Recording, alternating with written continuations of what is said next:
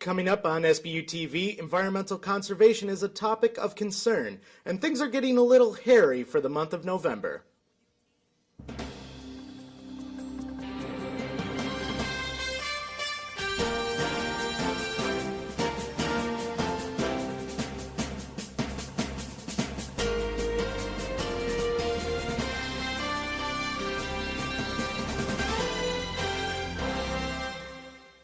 Hello and welcome to SBU TV. I'm Zach Warren. And I'm Fred Alvarez.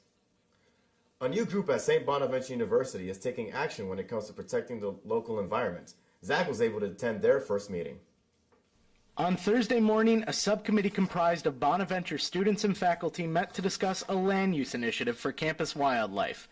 The main focus was to discuss current and future projects. We ended up talking about some practical ideas for what to do on campus for ecology, sustainability ideas. I thought it was real cool that we just jumped right into anyone that wants to show up with ideas that we could do on campus that promote ecology and student involvement. One particular item discussed was SBU's continued involvement with Tree Campus USA, a program that helps colleges establish and sustain healthy forests. The Allegheny River Trail, located at the edge of campus, is one of the most popular spots on St. Bonaventure University, not just for students, but for community members as well. That's why subcommittee members agree that it's important that the entire surrounding area stay involved in the preservation of land. We have this campus and it's important not to just use it for ourselves, but to help others get involved on what a cool place it is.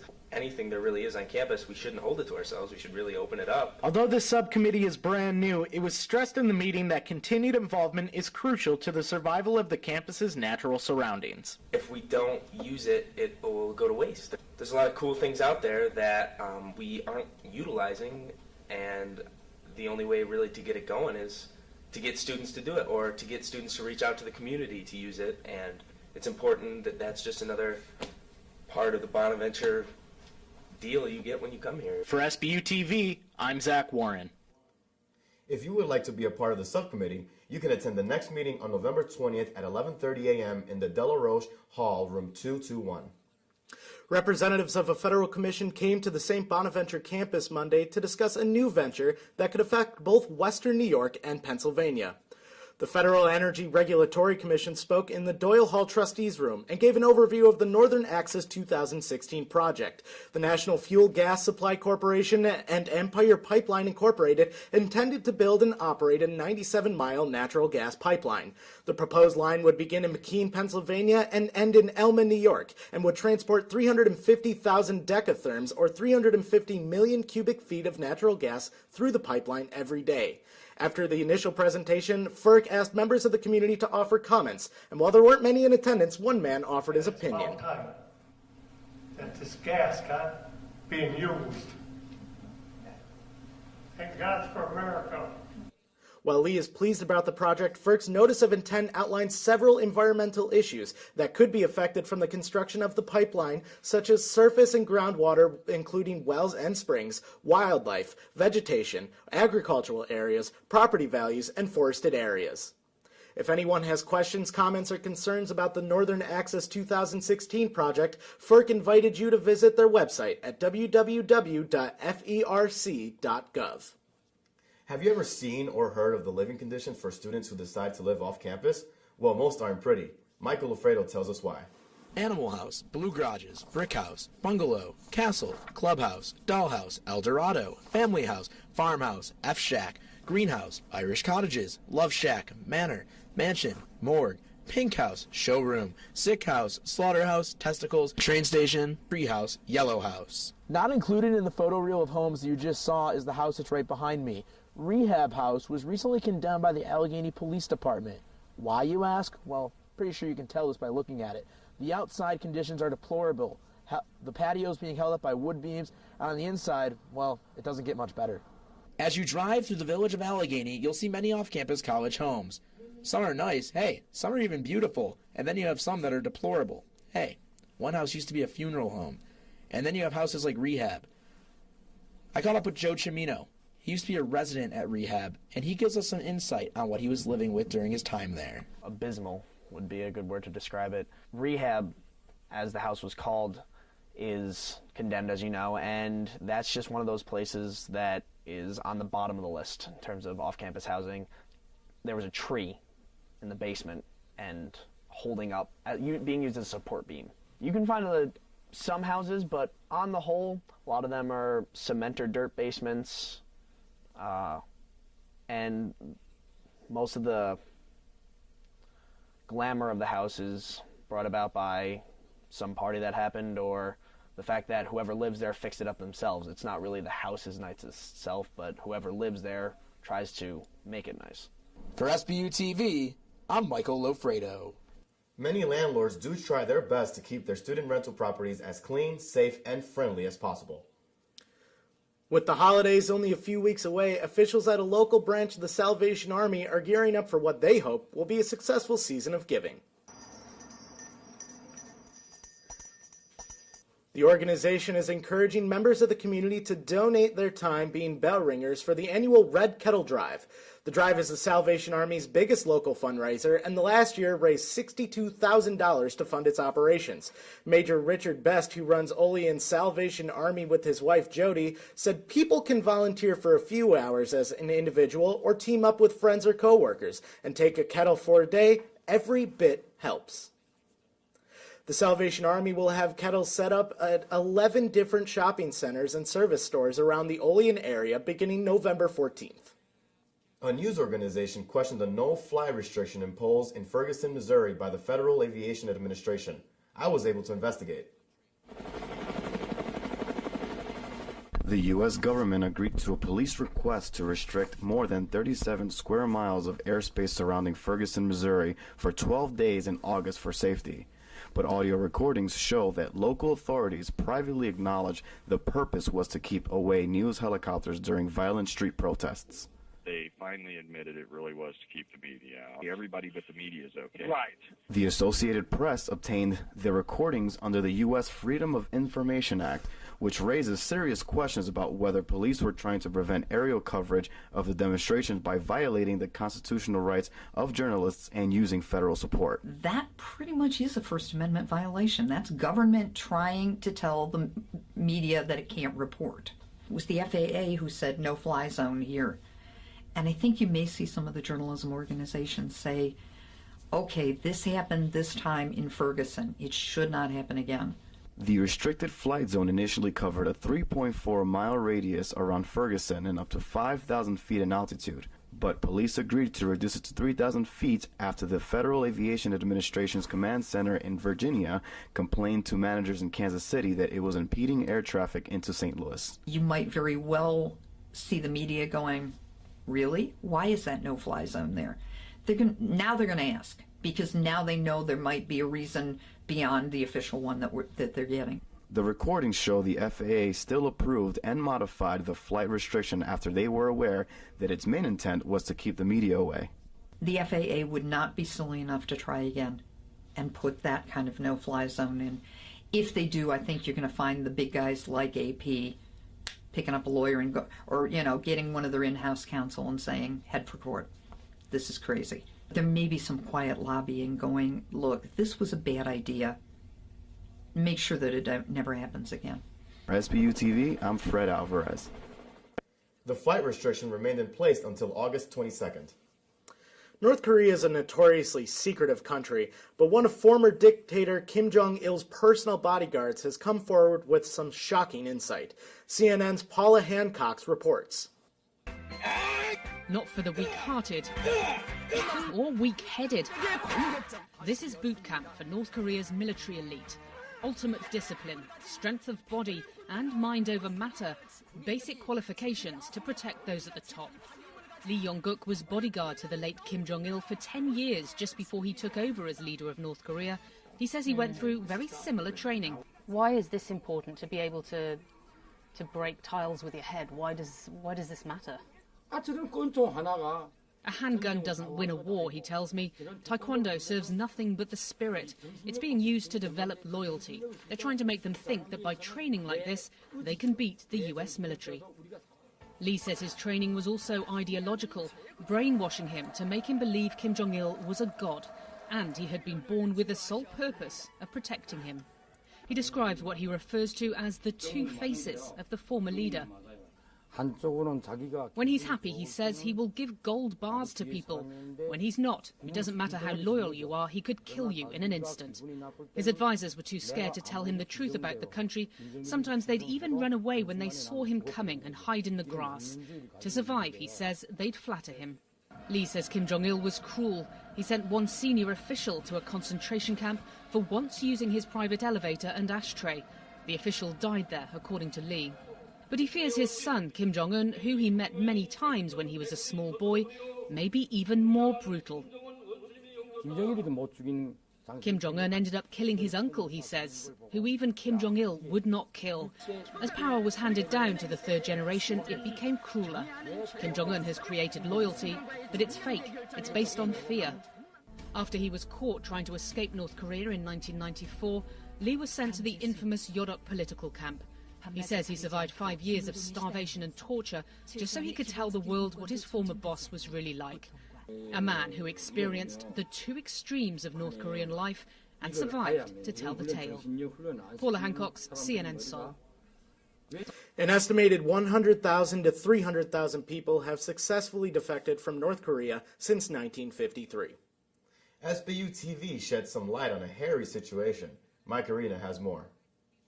So get ready for the single manliest journey of your life. And be sure to tell your friends, this mustache is a Movember mustache.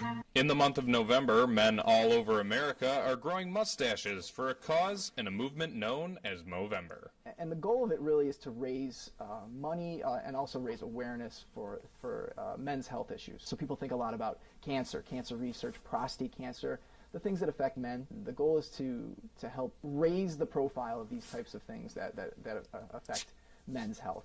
And if a mustache can get the conversation started, then that's really the goal. According to Hilmy, St. Bonaventure has been participating in Movember for 4 years, and last year they raised close to $4,000. Senior Dan Adrat is one student participating for the cause. It's awesome, and it's for a good cause, so people are more accepting of mustaches when it's for a good cause, so it's a good reason to have a fun facial hair thing going on while at the same time doing something that's proactive and good for the larger community. This November, I too will raise awareness for men's health by participating in Movember.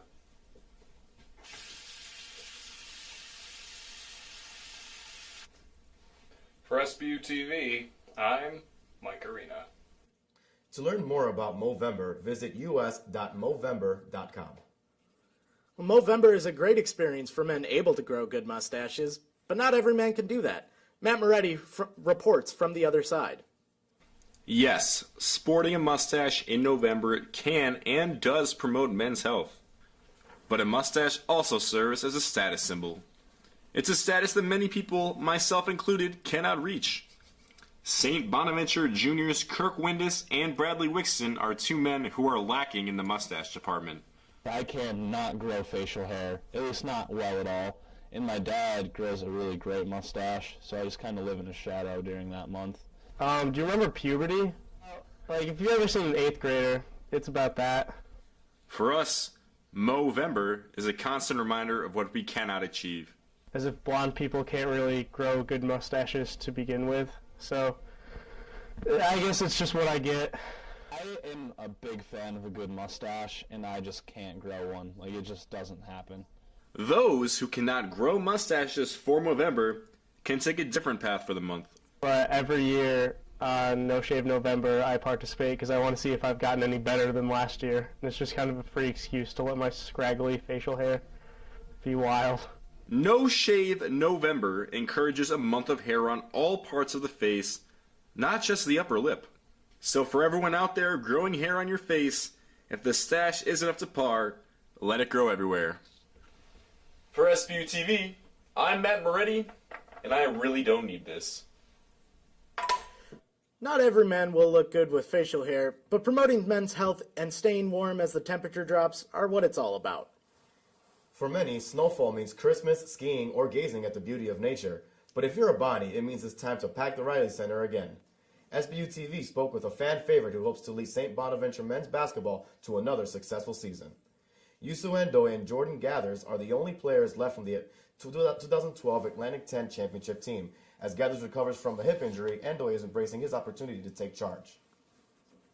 This is the woman you dream about. You want to be the guy that people look up to. You want to be the guy that they're willing to give the ball at the end of the game to make plays for your teammates. The Bonnies welcome 5 new players who will lean heavily on Endoy as they start their careers.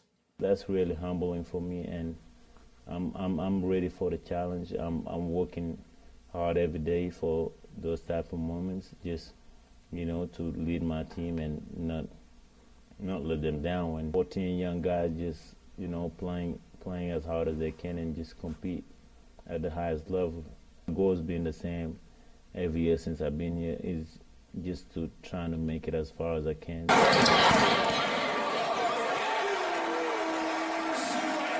The Bonnies host Mansfield Saturday at 4 p.m. in their annual exhibition game. Well, that's it for us. Be sure to stay tuned for the Wolfpack Report. For all of us here at SBU TV, I'm Zach Warren. And I'm Fred Alvarez.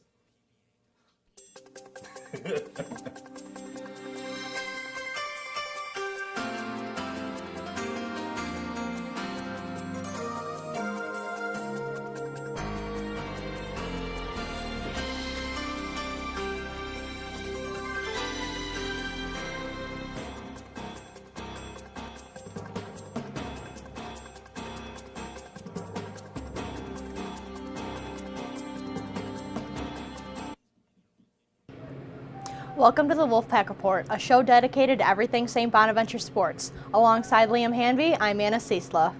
The men's and women's cross country traveled to Pittsburgh for the A10 championships. The women's soccer team tried to end the season with a win. An annual preseason basketball doubleheader is this Saturday.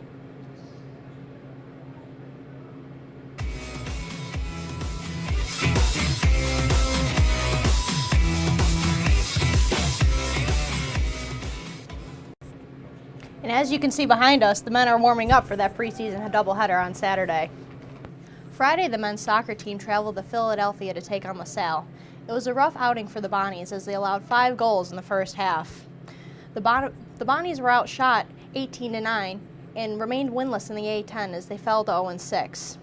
However, Sunday they were hoping to bounce back as they hosted St. Joe's for their senior day. However, all they got was a senior day spoiler. Bonaventure Akinlosotu, yes, his name is Bonaventure, scored for the Bonnies off of an assist from Bogoya Dmitrievsky. Akinlosotu was thrilled about his goal, and rightfully so, as it was the first goal of his collegiate career. The goal was also the first of the Bonnies have scored since October 8th. The Bonnies had numerous chances, but they would only be able to capitalize on that one. St. Joseph scored twice in the second half, and that was all they needed to get the victory. The men will close out their season Saturday as they travel to UMass to take on the Minutemen. Sunday afternoon on senior night, the women's soccer team hosted A10 leader LaSalle at the Mara Athletics Field Complex. At the beginning of the game, both teams played tight defense and had opportunities to score throughout the half. However, St. Bonaventure's poor defense closing the half gave LaSalle the chance to score in the 39th minute of the crossing pass of Kristen Haugstad. This put LaSalle up 1-0 at the end of the first half. In the second half, the Explorers came out in attack mode, controlling the ball for most of the half, which led them to another goal in the 66th minute when Hay Cook headed in the pass of Miriam Husseini. The Bonnies had 2 more opportunities to score at the end, but both shots were deflected. This ended the Bonnie season at 7-11-1 overall and 2-6 in A10 games. The Explorers won the A10 regular season title. This week's feature comes from senior Michael Loffredo with an SBU TV Cribs edition of the women's soccer team captain's house.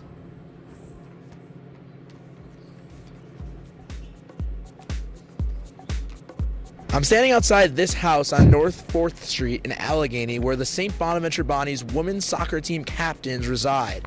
I'm going to take a peek inside on this week's edition of SBU TV Cribs. Hi, we're the captains on the St. Bonaventure women's soccer team, and this is our crib. Man, we have a really nice fridge though. This is a highlight. No storage shortage at all.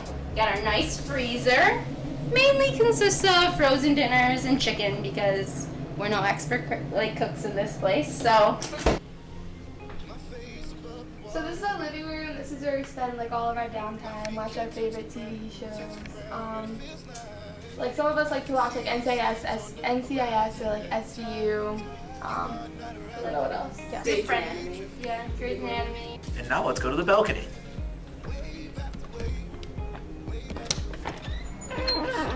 Overlooks beautiful Main Street and of all that there is to offer around here. Welcome to my room. This is where I spend most of my downtime, studying time. Got a lot of free time in the morning, so sit on my bed with my awesome pillow and eat my breakfast. Okay, this is my room. I don't really spend much time here other than sleeping. I don't really have a desk or anything, so it's just really sleeping and just hanging out. Okay, this is my closet. It's not very big, but it does the job. And this is my room. It looks like a tornado just came through. That's because we were gone all weekend. We got back Monday morning, and I had 3 tests since then.